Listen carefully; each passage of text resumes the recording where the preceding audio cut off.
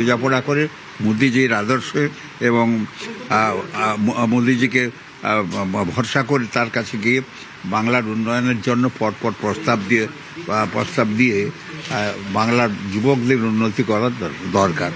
সেই নন্দীগ্রামের লড়াই প্রাক্তনের ডাক 2016-তে সেই জায়গায় দাঁড়িয়ে আজকে সেই দুবার হারানোকে তিনি বাংলার ছেলে ভাঙতা ভাত খাওয়ার ছেলে তিনি বলতেন এবং তাকে তিনি কথা তিনি রাখলেন।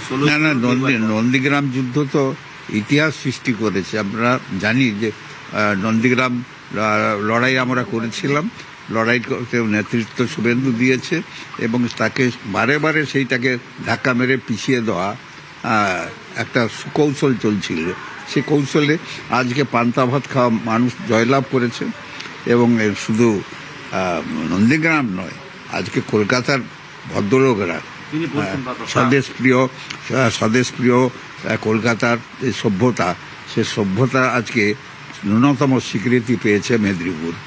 আজকে সেই জন্য কলকাতার মানুষকে আমি প্রণাম শ্রদ্ধা নমস্কার জানাই। নন্দীগ্রাম মেদিনীপুর তো বটেই, অজয় মুখার্জিকে প্রণাম করে আমি সারা পশ্চিমবাংলার মানুষকে প্রণাম শ্রদ্ধা নমস্কার জানাই। আমার পরিবারের পক্ষ থেকে সকলকে ধন্যবাদ জানাই, আপনার প্রেসকেও ধন্যবাদ জানাই। আপনারা সকলের সুবৃদ্ধি হোক, আপনাদের পুত্র পরিবার একটা বাস্তব রাজনীতির মধ্যে একটা কঠিন অর্থনীতি, শক্তিশালী অর্থনীতি যেন পায়, এই প্রার্থনা থাকবে। শিশিরবাবু, আপনার হাত ধরেই রাজনীতিতে মানে একেবারে শুভেন্দু অধিকারী ছেলের জন্য আপনার বাবা হিসাবে কতটা গর্ব লাগে? না, আমাদের পরিবারে কারোর হাত কাউকে ধরতে হয় না, আমাদের পরিবারের হাত নিজেই তৈরি করে। হ্যাঁ, আমি বাপ হিসাবে নিশ্চয়ই, আপনারা হয়তো বেশি বলছেন, কিন্তু আমাদের পরিবারে কারো হাত কাউকে ধরতে হয় না, সকলে যে যার মতো করে দাঁড়িয়ে পড়ে। আর এই মেদিনীপুরের ভূমিকা, যে মেদিনীপুরে দ্বিতীয়বারের জন্য 55 বছর পর একজন মুখ্যমন্ত্রী পেল, সেই জায়গা থেকে আপনার কি মনে হয় যে আপনি কিছুক্ষণ আগে বলছিলেন যে শুভেন্দু অধিকারী হয়তো এর আগেই হতে পারতেন, সেটা কেন মনে করছেন? না, মনে করছি এটা অজয়দার চোখের জলটা আজকে আমার চোখের সামনে ঠস করে পড়ছে। অজয়দাকে ডেকে নিয়ে অপমান করা হয়েছিল, সেটা আমি ভুলতে পারিনি জীবনে। সিদ্ধার্থ রায়কে ডেকে নিয়ে আসা, তাকে মুখ্যমন্ত্রী করা, যা কালের গতিতে যা হওয়ার হয়েছে।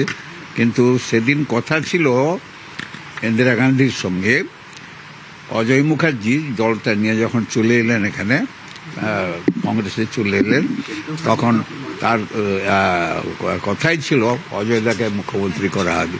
এটা অন্য কেউ না জানলে আমি জানতাম, এবং শেষে অজয়দা মুখ্যমন্ত্রীর মুখ দেখতেন না, বিধানসভায় যেতেন না। জন্মদিনে তার আজকে শপথ গ্রহণ বাঙালির কাছে বড় একটা ঐতিহ্য। বাংলার প্রতি ভারতবর্ষের যে শ্রদ্ধা, বিশ্বকবি রবীন্দ্রনাথকে সামনে দিয়ে একবারে কবিগুরু রবীন্দ্রনাথের জন্মজয়ন্তীতে আজকে সারা পৃথিবী আজকে উদযাপন করছে বাংলা বাঙালি। আজকে এই দিনে তো আছে, ও ছোট লোকের কথা বলবেন না। আর মোদিজির বাংলার প্রতি যে সম্মান আজকে দেখিয়েছেন, আজকের দিনে আপনার শপথ গ্রহণ অনুষ্ঠান করে, বিশেষ করে ব্রিগেড প্যারেড গ্রাউন্ডে তিনি শপথ অনুষ্ঠান করে আজকে দেখিয়ে দিলেন যে না, তিনি বাংলা বিরোধী নয়, তিনি বাংলার স্বীকৃতিকে শ্রদ্ধা করেন। শুভেন্দুবাবু, মমতা বন্দ্যোপাধ্যায়কে 2021-এ শুভেন্দু অধিকারী হারিয়েছিলেন, তারপর আবার 26-এ। এই যে দুবার সিটিং চিফ মিনিস্টারকে হারালেন, সেটাই কি তার মুখ্যমন্ত্রী হওয়ার দৌড়টাকে আরো প্রশস্ত করলে এই পুরো রাজনৈতিক যে লড়াই? সে কথা আমি বলবো না। আমি এটুকু বিশ্বাস করি যে যোগ্য মানুষকে যোগ্য সম্মান দেওয়া উচিত, উনি যোগ্য মানুষ নয়। এইখানে আমি বসতাম, উনি ওখানে বসতেন। হ্যাঁ, উনি বাংলা চিনেন না। আমি যদি এক কথাই বলি বাংলা চিনেন না, আপনারা জানেন না। আমি ওসব কথা এখনই বলবো না, কারণ ওই দলটা আমি করতাম। ভুল ত্রুটি যাই করেছি, আমরা ক্ষমা চাই। আমি গামছা গলায় দিয়ে বিভিন্ন নির্বাচনী সভাতেই বলতেন যে ভুল করেছেন, নতমস্তকে ক্ষমা চাইছেন। হ্যাঁ, এই কেন এটা বলতেন? এটার কারণ হচ্ছে উনি অযোগ্য মুখ্যমন্ত্রী। 10,000 টাকা কোনো মানুষের সংসার চলে? হ্যাঁ, আমি তো ভাবতে পারি না। রাস্তায় দাঁড়িয়ে ওর বাড়ি যখন আমি যেতাম, রাস্তায় দাঁড়িয়ে ছেলেটা বলতো যে আমার বাবার ক্যান্সার, মা অসুস্থ, মা বাপ মাকে দেখাবার পয়সা পাই না। বাংলার ছেলে মেয়ে তারা আমাকে বলতো যে একটু পয়সা বাড়িয়ে দিতে বলুন না। 10,000 টাকা দিয়ে তিনি বাংলার মেরিট কিনতেছেন, ওই 300-500 টাকা মায়েদের দিয়ে ঝিগিরি করানো। কোথায় গেল আমার শিল্প? কোথায় আমার হাওড়া কোথায় গেল? বর্ধমান কোথায় গেল? কোথায় আছে? আবার বন্দর কোথায় গেল? উনি যে মোমবাতি ধরেছিলেন, কত বড় ধাপ্পা! রামনগরের মানুষ, মেদিনীপুরের মানুষকে এত বড় ধাপ্পা কোনো মানুষ দেয় নাকি? উনি বন্দর কি জিনিস জানেন? সেটাই last ছেলে প্রশ্ন। মুখ্যমন্ত্রী রাজ্যের উন্নয়নের জন্য কি কি করা উচিত বলে আপনি মনে করেন? কি কি এটা যথা সময়ে বলবো। কি কি প্রস্তাব বা আপনার কিছু- প্রস্তাব যথা সময়।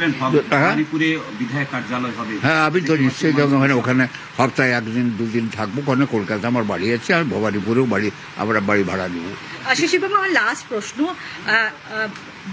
মানে আগের প্রাক্তন রাজ্য সরকার কোন কোন দিকে ব্যর্থ হয়েছে এবং মুখ্যমন্ত্রী হিসাবে শুভেন্দু অধিকারী কোন দিকটা জোর দেওয়া উচিত একজন নাগরিক হিসাবে আপনার মনে হয়? না, এ তো চোখের জল। অজয় মুখার্জির চোখের জল যদি বিশ্লেষণ করার ক্ষমতা আপনাদের থাকে তাহলে করুন। বুঝতেই পারবেন যে মেদিনীপুর কীভাবে বঞ্চিত হয়েছে, বাংলা কীভাবে প্রতারিত হয়েছে এই সব মানুষের কাছে। একেবারেই কথা বলছিলাম শিশির অধিকারী, শুভেন্দু অধিকারীর বাবা, এবং তার বক্তব্য যে এ হলো শিশির অধিকারী।